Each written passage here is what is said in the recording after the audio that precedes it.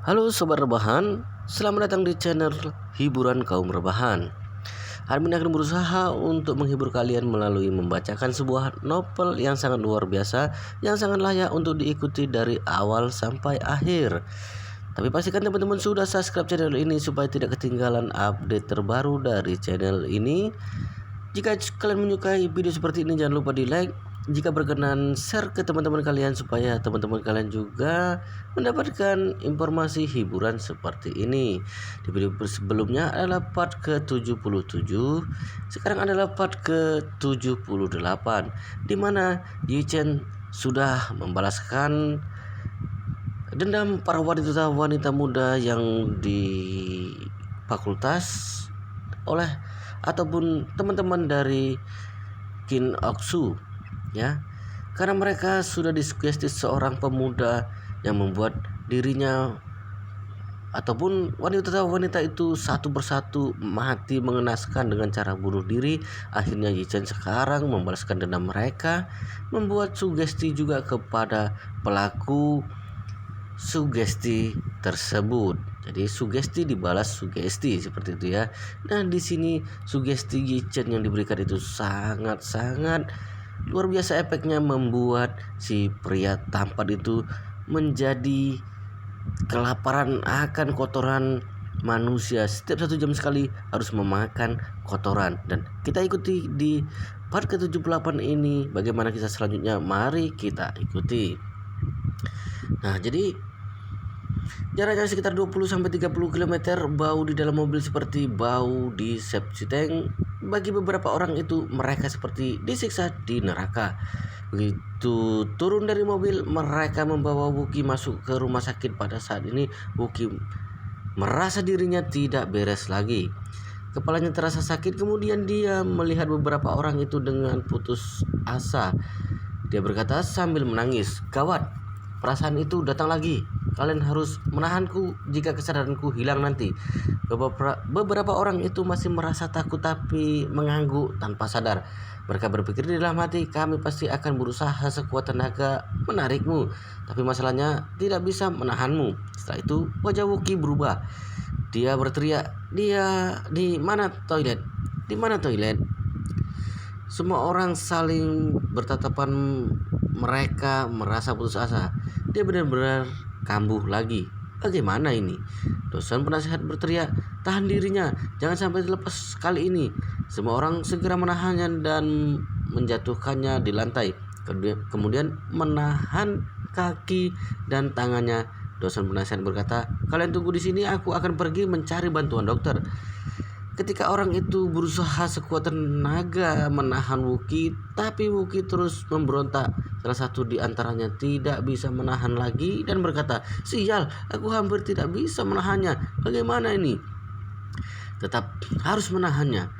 Orang lainnya berkata, "Aku akan membuka ikat pinggangku untuk mengikat tangan kakinya. Itu cara yang bagus." Pada saat ini Wookie ditekan di tanah, matanya terlihat merah. Dia berteriak, "Lepaskan aku, brengsek kalian, cepat lepaskan aku."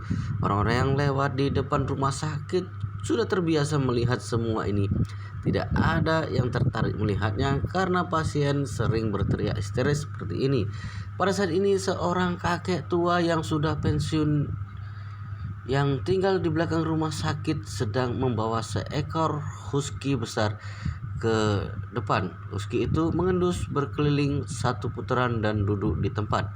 Losan, teman sekamar Wookie, berteriak kepada kakek tua itu ketika melihatnya, "Cepat bawa anjingmu pergi.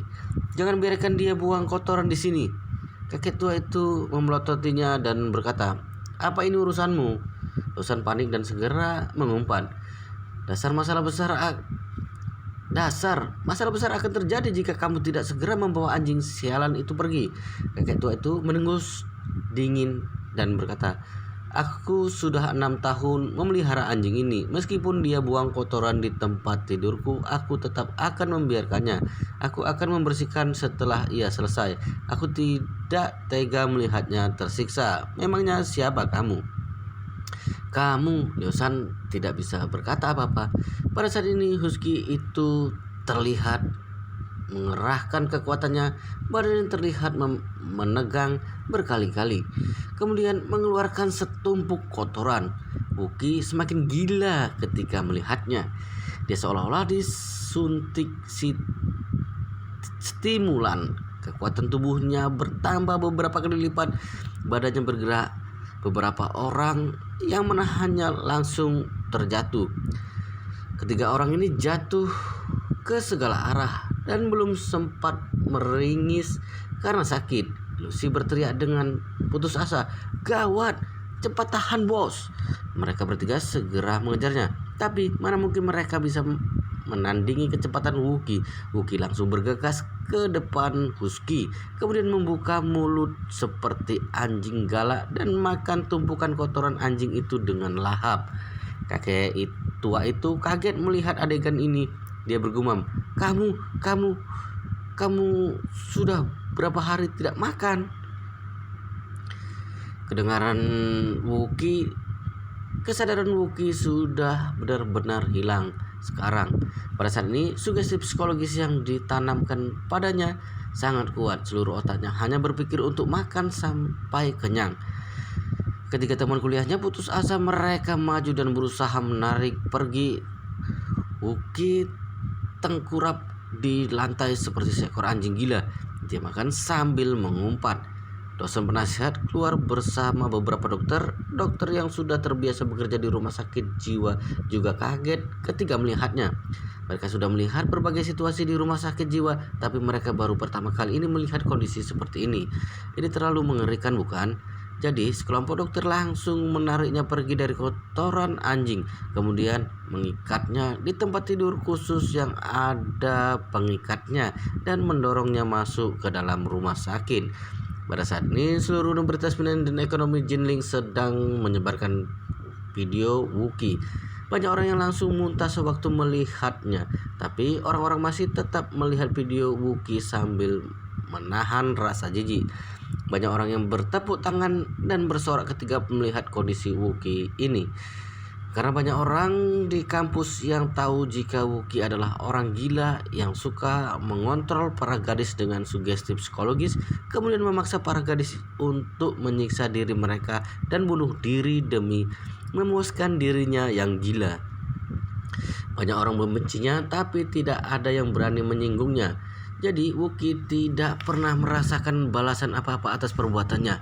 Namun Wuki yang sangat suka memberikan sugesti psikologis pada orang berubah menjadi orang gila yang mengerikan. Ini bukan hanya ironis tapi membuat orang-orang merasa sangat puas. Semua orang-orang benar-benar merasa senang. Pesawat pribadi keluarga Wu sudah mendarat di Bandara Jinling. Jarak dari Suhang ke Jinling sangat dekat, hanya membutuhkan 1,5 jam jika memakai kereta api cepat. Jadi tidak ada penerbangan antara kedua kota, hanya butuh setengah jam jika memakai pesawat pribadi. Wu Donghai dan kakak Wuki Wuxin beserta sekelompok dokter terkenal turun dari pesawat.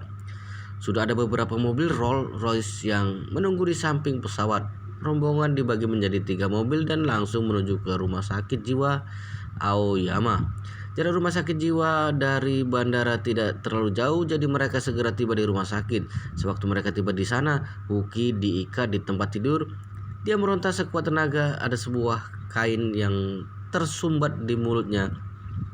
Dia ingin menggigit lidahnya untuk bunuh diri karena tidak bisa melepaskan diri, sehingga menakuti dokter dan mulutnya segera disumbat. Pada saat ini Wuki seperti menderita penyakit rabies. Dia terlihat gila. Wu Donghai merasa sedih melihat kondisi putranya. Dia segera ke depan dan berkata, "Wuki, ayah sudah datang." Wuki sama sekali tidak mengenal ayahnya pada saat ini. Dia hanya ingin menangis, mengisi perutnya. Jadi dia meronta sekuat tenaga. Karena tangan dan kakinya terikat, maka segera terlihat banyak bekas, bahkan mulai berdarah. Wu Donghai segera berkata dengan ahli psikiatri yang dia bawa, "Cepat periksa dan lihat apa yang terjadi." Dokter itu mengangguk dan berkata, "Aku akan menyuntikkan obat penenang pada tuan muda kedua dulu." Setelah itu dia mengambil jarum suntik dan obat penenang di dalam kotak yang dia bawa dan langsung menyuntik Wookie. Tapi Wookie sama sekali tidak merasa tenang meskipun telah disuntik. Dia masih berjuang untuk melepaskan diri sambil mengatakan sesuatu, tapi tidak terdengar jelas karena mulutnya tersumbat. Donghai menjadi panik ketika melihat obat penenang tidak berguna. Ada apa ini? Dokter psikiater itu berkata dengan bingung. Presiden Wu, jangankan orang, bahkan seekor sapi yang disuntik obat ini akan langsung jatuh. Tapi tuan muda kedua tidak ada reaksi sama sekali. Donghai berkata, kamu tidak perlu bilang, aku juga tahu jika tidak ada reaksi sama sekali. Maksudku adalah harus melakukan apa sekarang? Dokter Ali itu berpikir sejenak dan berkata, aku akan menambah dosisnya. Kita harus menenangkan tuan muda kedua dulu. Donghai mengangguk dan berkata, masih tunggu apa lagi? Dokter ahli berkata, Presiden Wu, obat penenang dosis tertinggi akan merusak tubuh. Jadi Donghai berkata, dia sedang merusak tubuhnya saat ini. Yang paling penting adalah segera menenangkan dulu. Baik, dokter ahli mengangguk dan segera menyiapkan suntik dosis tinggi. Wookie tidak banyak berubah setelah disuntik. Aneh sekali, dokter ahli berkata. Efek obat penenang ini seharusnya sangat besar. Gajah yang sedang mengamuk juga akan segera berhenti setelah 2 suntikan. Tapi tuan muda kedua masih sangat bersemangat. Ini tidak masuk akal sama sekali. Pada saat ini, seorang dokter spesialis jantung berkata, gawat, tubuh tuan muda bergetar. Detak jantungnya seolah-olah sangat cepat. Selain itu, dia mengeluarkan monitor EKG portable, menyalakannya dan memeriksa Wookie. Detak jantung Wookie 180 kali per menit. Ini adalah detak jantung setelah melakukan gerakan aerobik yang cepat. Jantung tuan muda mungkin tidak bisa menahan jika terus seperti ini. Donghai segera bertanya, apa yang terjadi jika tidak bisa menahannya? Dokter spesialis jantung berkata, jika tidak bisa menahannya maka akan mengalami gagal jantung dan infark miokard. Nyawanya akan terancam. Donghai bertanya, kalau begitu apa yang harus dilakukan?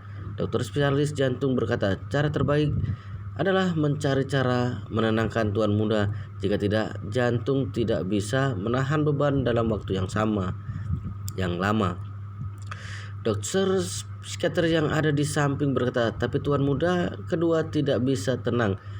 2 dosis obat penenang telah disuntikkan, kondisinya sama sekali tidak membaik. Wookie masih terus meronta sekarang dan detak jantungnya semakin cepat.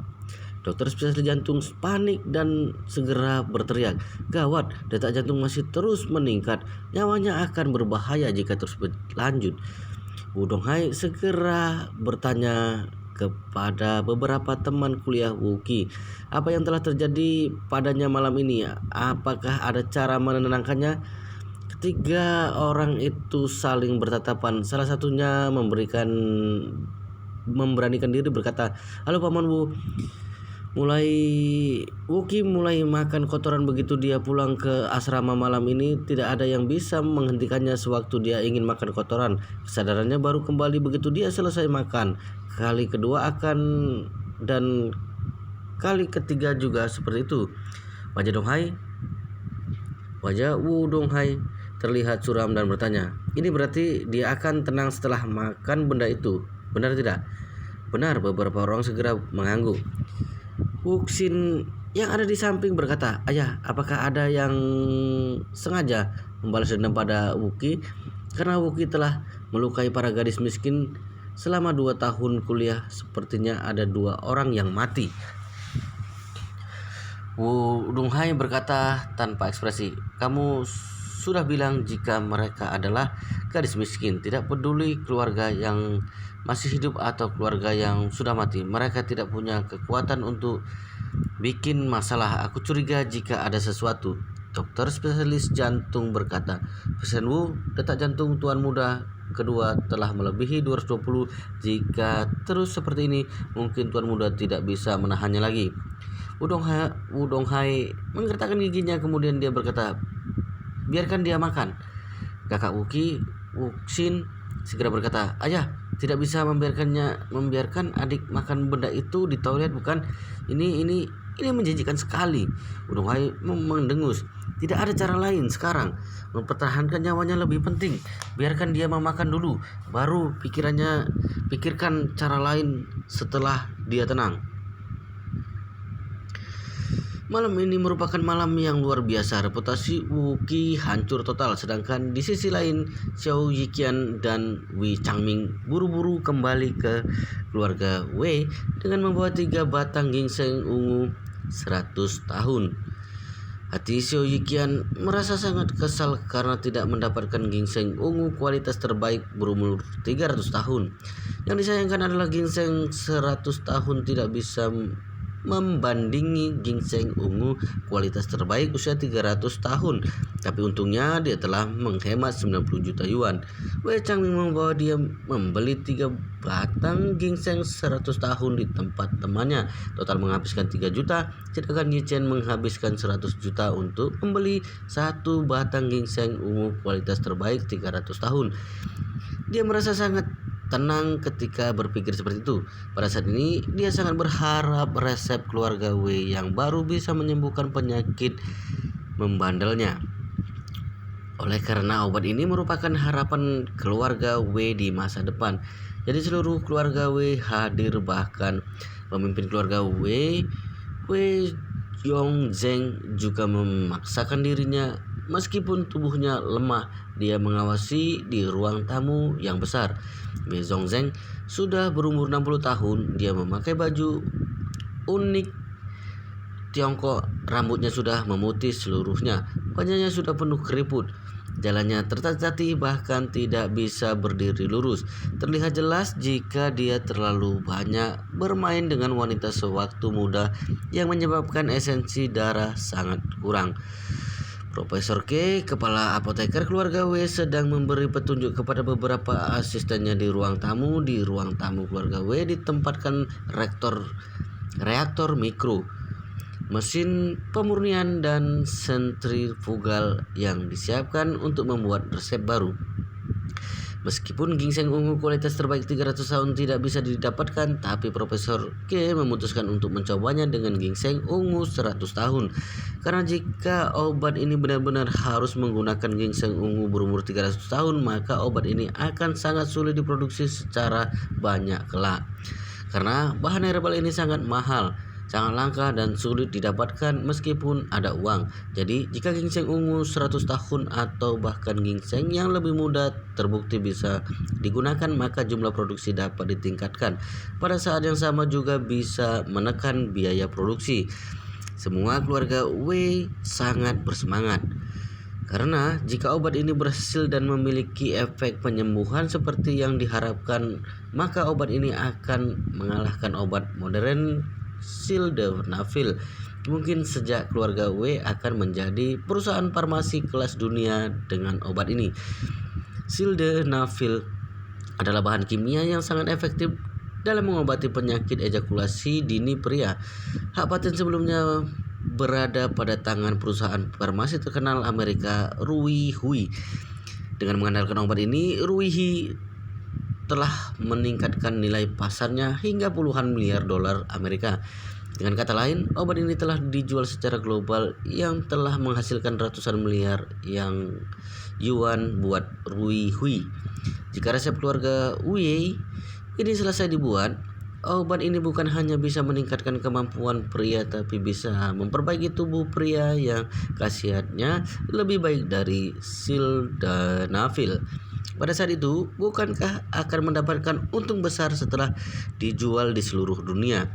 Xiao Yiqian tidak tahu beberapa besar keuntungan yang akan didapat jika obat ini selesai dibuat. Yang dia pikirkan sekarang adalah obat ini bisa menyembuhkan dirinya. Maka dia bisa mencari beberapa wanita cantik untuk bertempur 3 hari 3 malam. Dia benar-benar sangat menderita selama beberapa waktu ini.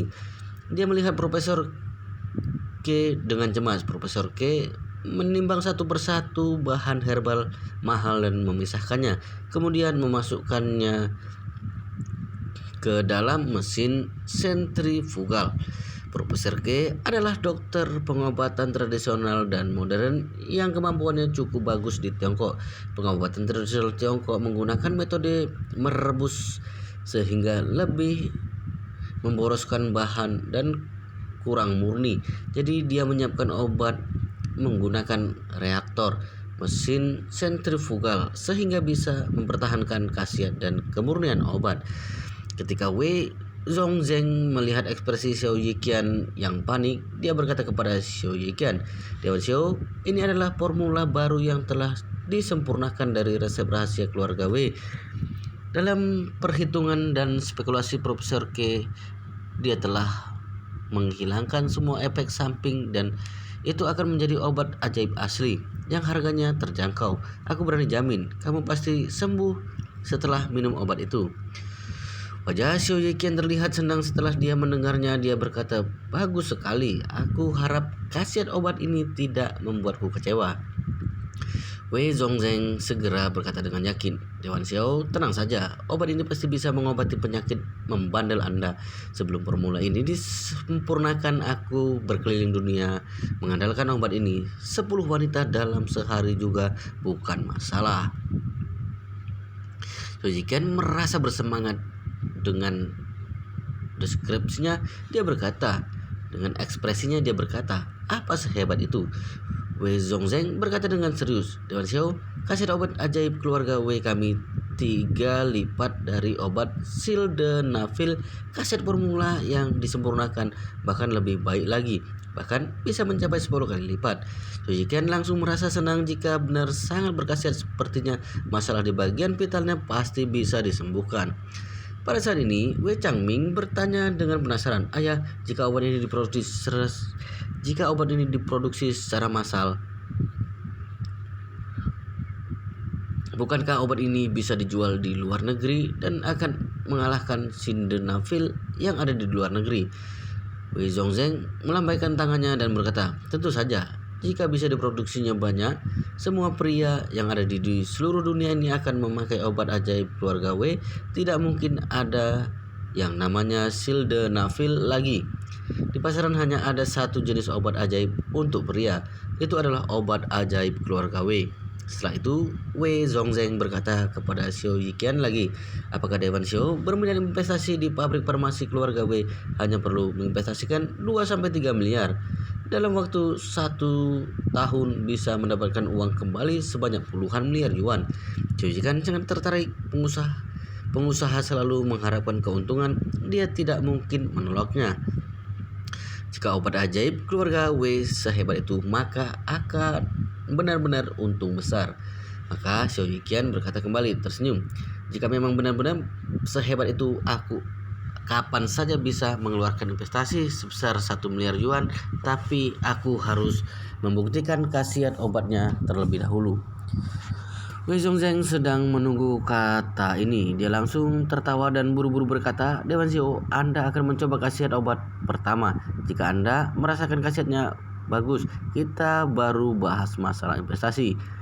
Wei Zhongzheng tidak tahu jika penyakit Xiao Yiqian bukan sembarang penyakit yang bisa disembuhkan dengan obat. Selain itu, meskipun obat ajaib yang disebut keluarga Wei telah disempurnakan, tapi masih belum ada yang tahu apakah benar-benar berkhasiat atau benar-benar tidak ada efek sampingnya.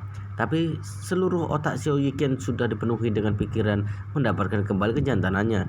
Dia sama sekali tidak memikirkan konsekuensi jika obat ini gagal. Dia sudah tidak sabar untuk meminum obat ajaib keluarga Wei.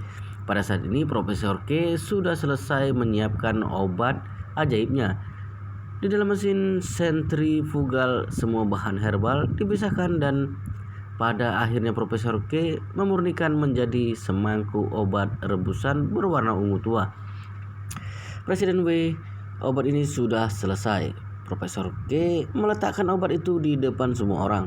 Aroma obat yang samar langsung tercium, membuat tubuh terasa panas dan mulut terasa haus. Sepertinya obat ini benar-benar dahsyat. Wei Zhongzheng melihat Xiao Yiqian. Dia berkata sambil tersenyum, "Dewan Xiao, silakan minum obat ini." Soyikian sudah tidak sabar lagi. Dia melihat obat itu penuh semangat sambil menahan air liurnya. Selama beberapa hari ini dia hidup menderita seperti seorang Kasim. Dia sudah hampir tidak bisa menahannya. Bukan hanya derita fisik, tekanan batin juga menyiksanya. Untung saja Tuhan mengasihaninya dan membuat dirinya mendapatkan obat ajaib keluarga Wei. Sepertinya kekuatannya akan kembali hari ini. Wow, dahsyat sekali. Jadi keluarga W ini telah selesai membuat obat ajaib. Apakah obat ajaib ini akan bisa menyembuhkan Tuan Xiao Yikian? Jadi kita ikuti terus videonya di part selanjutnya. Ya, di video berikutnya. Jangan lupa subscribe dan aktifkan lonceng notifikasinya agar teman-teman tidak ketinggalan update terbaru dari channel ini. Dan jika kalian menyukai cerita seperti ini, jangan lupa like. Jika berkenan, share ke teman-teman kalian biar teman-teman kalian juga mendapatkan informasi hiburan seperti ini. Oke, kita lanjutkan di part berikutnya di video berikutnya.